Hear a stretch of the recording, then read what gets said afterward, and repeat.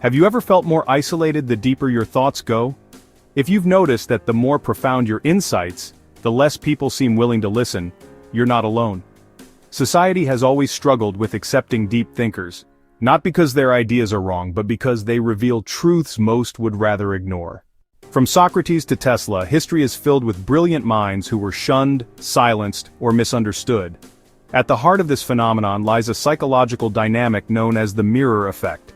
When someone displays superior intellect, they unintentionally reflect the intellectual limitations of those around them. Unlike strength or wealth, which can be admired without undermining one's self-worth, intelligence hits closer to home. It challenges identity because we define ourselves through our thoughts and beliefs. Encountering someone who questions deeply held assumptions can feel like a personal threat. This discomfort is further magnified by a primal need for social harmony. Humans evolved in tight-knit tribes where acceptance meant survival. Being rejected by the group once equaled vulnerability, even death. As a result, our brains are wired to prioritize conformity and belonging over intellectual exploration. Neuroscience supports this. Studies show that the amygdala, the brain's fear center, becomes highly active when people feel intellectually inferior. To our biology, deep thinking is not just uncomfortable, it's dangerous. In group settings, this fear intensifies. A Stanford study found that individuals are more likely to feel threatened by intellectuals in social groups than in one-on-one conversations. Why? Because group dynamics magnify the stakes of social comparison. People fear being outshone in front of others, so they often dismiss or undermine those who display depth. This helps explain why society tends to reward confidence over intelligence. Charismatic individuals who speak in certainties, even when wrong, often gain more influence than nuanced thinkers. Simplicity is more appealing than complexity. Populist leaders, motivational speakers, and viral influencers often thrive by telling people what they want to hear, not what they need to think about. Psychological biases make things worse. The Dunning-Kruger effect leads less informed individuals to overestimate their intellect, while highly intelligent people tend to doubt themselves. Status quo bias really favors familiar ideas, and the backfire effect can actually cause people to double down on their beliefs when they're faced with information that contradicts what they already think. Because of this, deep thinkers not only struggle to be heard, they often end up facing active resistance.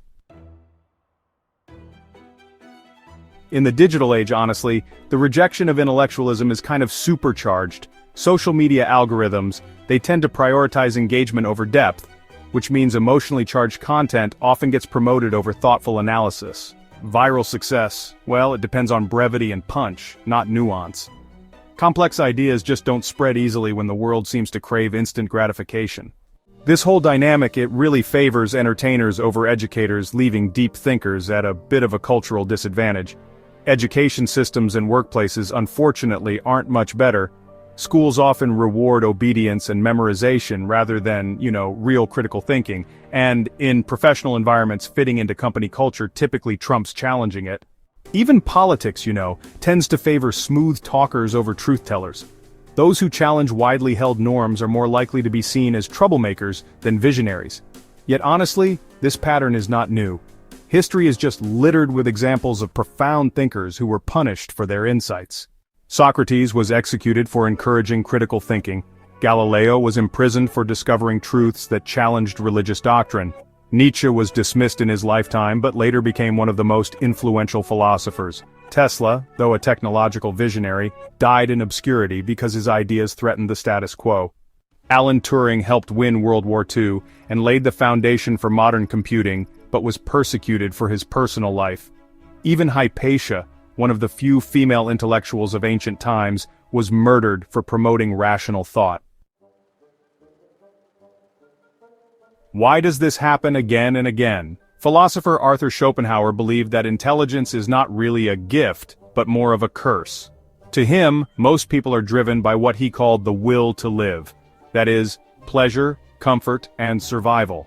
In contrast, deep thinkers are driven by the will to truth, a relentless desire to understand reality, even if it comes at the cost of pain and isolation.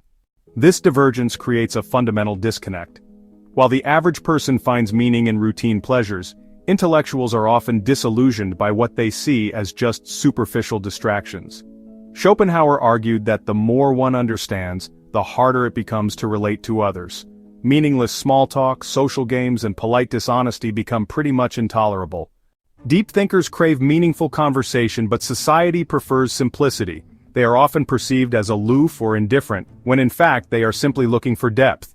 So what can deep thinkers do? First, embrace solitude. Schopenhauer believed solitude is not a punishment but a privilege, a chance for intellectual and creative pursuits. Second, seek like-minded individuals, whether through books, communities, or small intellectual circles. Third, be strategic. Not everyone is ready for profound truths, so it's wise to choose when and how to share them. Communicating complex ideas simply, as Einstein advised, is not dumbing down. It's a mark of true understanding. Ultimately, society may not always welcome deep thinkers, but it needs them. They are the ones who challenge assumptions, ask hard questions, and push humanity forward. Their presence may be unsettling, but it is necessary. So if you've ever felt misunderstood or alone in your thoughts, take heart. You are not broken, you are just ahead of your time.